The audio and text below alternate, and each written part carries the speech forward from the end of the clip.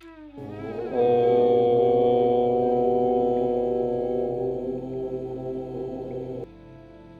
कोई शब्द नहीं बल्कि एक व्यापक ध्वनि ही है। सर्वप्रथम यह व्यापक ध्वनि ही सर्वत्र व्याप्त थी। कुछ भी उस ध्वनि के बाहर नहीं था। जगत की सृष्टि के पहले यह ध्वनि ही थी। इसी ध्वनि से ही जगत की रचना हुई है। अतः इस जगत का भी स्वरूप ओम ही है। इसी को निराकार ब्रह्म कहा गया है। अतः यह ब्रह्म ही है जो सर्वव्यापक है।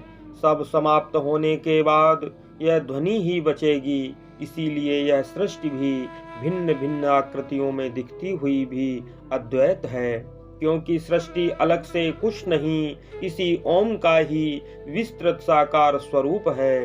अर्थात यह संसार उसी ओम ब्रह्म का शरीर है। संसार शरीर है तो ब्रह्म आत्मा, अतः ओम उच्चारण का विषय न होकर सर्वव्यापकता की भावना का स्मरण मात्र है। इससे सिद्ध हुआ कि मन भी कोई अन्य वस्तु न होकर आत्मा ही है, क्योंकि मन भी उसी व्यापक आत्मा बीज की विस्तृत सृष्टि का एक अंग ही है। उसी आत्मा से प्रकट हुआ है। मन भी उसी आत्मा का एक छोटा सा स्वरूप है। वास्तव में योगी वही है जिसे बीज रूप व्यापक आत्मा का बोध हो गया है। क्योंकि संपूर्ण शक्ति उसी व्यापक ओम के ही विभिन्न रूप हैं, इसीलिए सर्वत्र सर्वदा उसी बीज की अनुभूति करना सर्वश्रेष्ठ पूजा है। क्योंकि संपूर्ण सृष्टि उसी ओम का ही शरीर है। सूक्ष्म आत्मा से ही स्थूल संसार की वृद्धि हुई है। मानव जीवन की अंतिम उपलब्धि यही है कि मन का समाहितीकरण आत्मा में हो जाए, बस यही समर्पण है।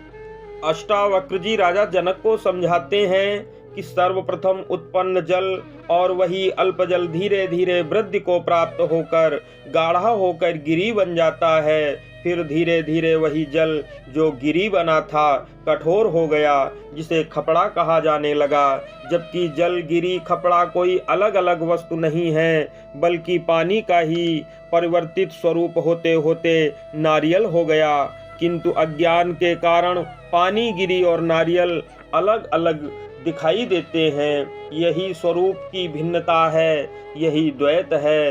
द्वैत ही ब्रह्म है, जबकि द्वैत और कुछ नहीं, अद्वैत का ही विस्तार है। यही जानना श्रेष्ठ है कि निराकार ब्रह्म ही संसार रूप में अभिव्यक्त हो रहा है। श्रीमद् भगवद गीता के अनुसार सभी देवी देवता उसी निराकार ब्रह्म की अभिव्यक्ति मात्र हैं। संपूर्ण सृष्टि में मैं ही परिपूर्ण हूँ, यानी नारायण ही संपूर्ण सृष्टि में व्याप्त हो रहे हैं और देवी देवता मुझसे भिन्न नहीं हैं। अर्थात देवताओं के रूप में मैं परमात्मा ही हूँ। विभिन्न विभिन्न देवताओं की पूजा भी मेरी ही पूजा है। देवताओं के रूप में संपूर्ण पूजा को मैं ही स्वीकार करता हूँ, किंतु पुजारी जन इस रहस्य को ना जानकर देवताओं से मुझे भिन्न मानकर अपनी कामना पूर्ति के लिए अलग समझने लगते हैं और मुझसे दूर हो जाते हैं। समझना यही चाहिए कि परमात्मा ही समस्त देवताओं के रूप में मेरी पूजा स्वीकार करते हैं और परमात्मा ही देवताओं के रूप में अभीष्ट फल प्रदान करते हैं। अज्ञान से पूजक समझता है कि हमें भगवान से क्या लेना देना, मेरी पूजा तो देवता स्वीकार करते हैं और अभीष्ट फल भी देवता ही प्रदान करते हैं। श्रुतियों में उल्लेख है कि सृष्टि का कोई भी अस्तित्व परमात्मा से भिन्न नहीं है। अस्तित्व के रूप में सदा से परमात्मा ही प्रत्यक्ष विद्यमान है। वह न कभी खोया था, न उसे ढूंढना ही है। परमात्मा तो सदा से है और अब भी संसार रूप होकर प्रत्यक्ष विद्यमान है। यह केवल भ्रम ही हुआ कि परमात्मा ऊपर स्वर्ग में है, मंदिरों में है, मस्जिदों में है, शिवालयों में है, तीर्थों में या गुरु के पास बैठा हुआ है। गुरु के पास तो सिर्फ ज्ञान है, वही ज्ञान शिष्य को प्रदान करते हैं। फल स्वरूप संपूर्ण सृष्टि को परमात्मा का स्वरूप सिद्ध करके शिष्य को साक्षात्कार करा देते हैं, अर्थात भ्रमों से मुक्त करा देते हैं। यही गुरु की महानता है। भक्ति का यही ज्ञान है। व्यक्तियों में जब समाहित होता है उसे गुरु कहा जाता है, उसका शरीर भी पूज्य हो जाता है। लोक कल्याण की दृष्टि से अद्वैत का प्रचार प्रसार करने के वास्ते स्वयं परमात्मा नारायण ही मानव अवतार धारण करके गुरु रूप में प्रत्यक्ष होते हैं। इसीलिए श्रुतियों में कहा गया कि गुरु कोई व्यक्ति नहीं होता बल्कि ज्ञान का एक भंडार है, वही गुरु है। किंतु मानव शरीर धारण करके स्वयं से परिचित कराते हैं और नारायण का साक्षात्कार कराते हैं। कोई भी प्राणी आत्मा की प्रेरणा से अर्थात शिष्य गुरु की प्रेरणा से ही संचालित होता है। अतएव मनुष्य के सभी मन, बुद्धि और अहंकार, जितने भी अंदर की इंद्रियां हैं या बाहरी जितने भी स्वरूप हैं, वो सब भगवान के अधीन कर देना चाहिए, भगवान से संचालित मानना चाहिए। यही पराधीनता समर्पण कहलाती है। सर्वधर्मान परित्यज्य मामेकम शरणम ब्रज, भगवत गीता में भगवान बताते हैं। भागवत पुराण में भगवान कहते हैं, एवं गति कर्म गतिर्विसर्गो घ्राणो रसोद्रक स्पर्शः श्रुतिश्च संकल्प विज्ञान मथाभिमाना सूत्रम रजः सत्व तमो विकारा अयम ही सर्वकल्पानां सघ्री चीनो मतो मम मद्भावा सर्वभूतेषु मनोवाक्याय वृत्ति भी। अर्थात मेरी प्राप्ति के जितने भी साधन हैं उनमें सर्वश्रेष्ठ साधन यही समझता हूँ कि समस्त प्राणियों और पदार्थों में तथा मन, बुद्धि, वाणी और शरीर की समस्त वृत्तियों में मेरी ही भावना की जाए। यही मेरा भगवत धर्म है, यही निष्काम कर्म है। इस सिद्धांत को मैंने स्वयं सर्वश्रेष्ठ निश्चित किया है। इसी को ब्रह्म विद्या कहा गया है। जो कोई मेरे भक्तों को इस भगवत धर्म अर्थात ब्रह्म विद्या को भली भांति स्पष्ट करेगा या समझाएगा, उसे मैं अपना स्वरूप ही दे डालूंगा। अस्तु शरणागति ही सर्वोत्तम स्वधर्म है।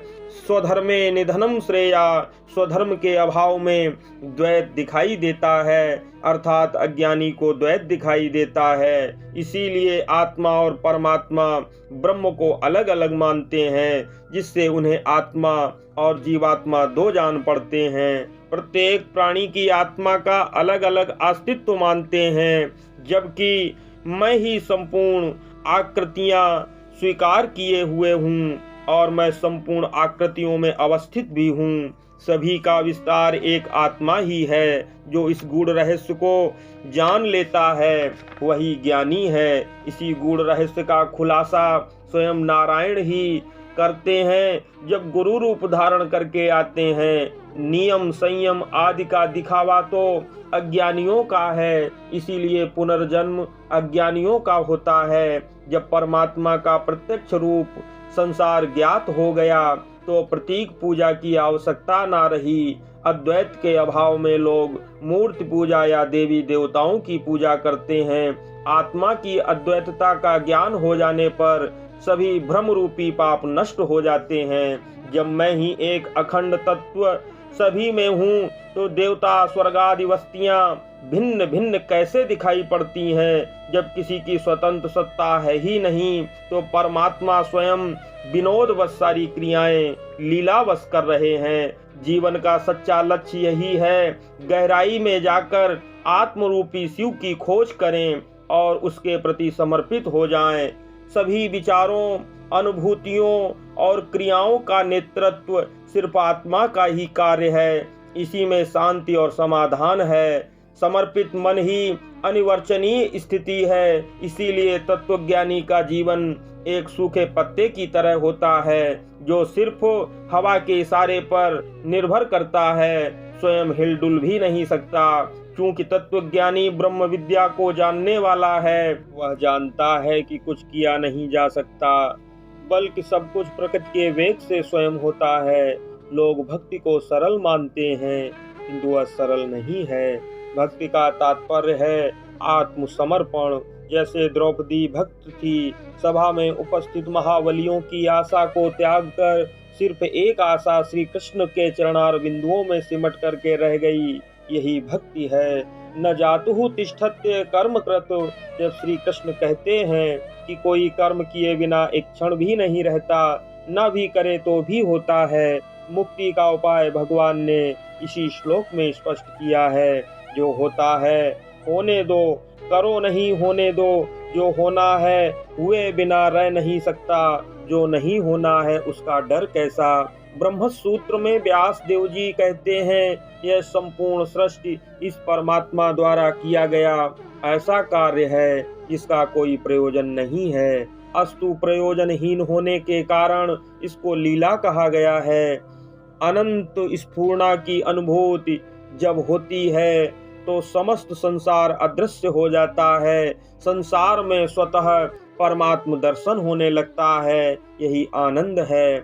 अष्टावक्र महाराज राजा जनक को कहते हैं, यदि तुम परमात्मा का साक्षात्कार करना चाहते हो, जीवन की समस्त भाग दौड़ को समाप्त करना चाहते हो, सिर्फ आत्मा को शरीर से अलग मान लो, क्योंकि तू शरीर है ही नहीं। जो तू आत्मा को शरीर मान बैठा है वह ऐसा नहीं है, क्योंकि आत्मा चैतन्य है, अजर है, अमर है और शरीर नाशवान है। आत्मा में स्थित हो जाओ, आत्मस्थ होना ही मुक्ति है। सारे कार्यों का चैतन्य आत्मा के साथ में कोई संबंध नहीं है। इसी वास्तविकता का स्मरण करना। प्रश्न होगा किसका स्मरण, तो उत्तर होगा भूले हुए का। मैं अपनी जिस आत्मा को भूल गया था, उसी आत्मा के कारण ही तो मैं का अस्तित्व है।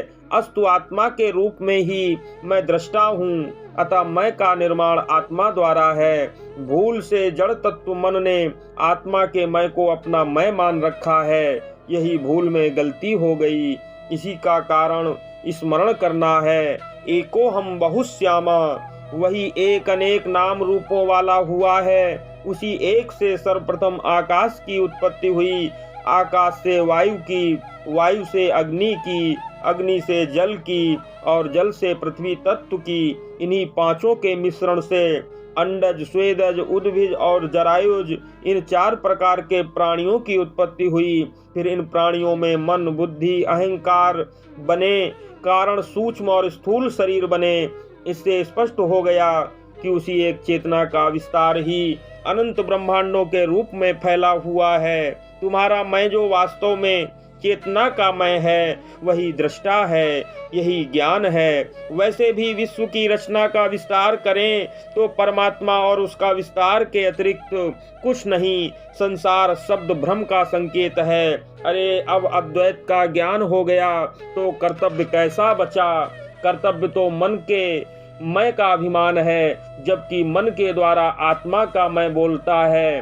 मन तो जड़ प्रकृति है। अद्वैत का ज्ञान जिसे हो गया, वह द्वैत परक व्यवहार करता हुआ भी अद्वैत में है।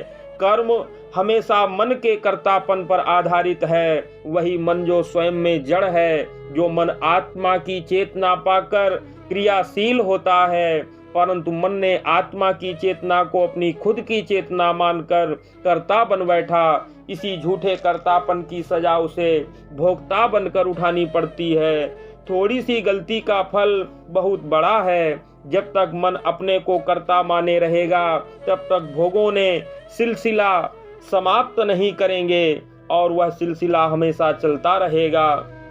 महाराज जनक स्वयं को समुद्र के रूप में अभिव्यक्त करते हैं। महासमुद्र में जिस प्रकार जल ही जल है, उसी प्रकार जो भी सत्ता मात्र है वह मूल में आत्मा ही है।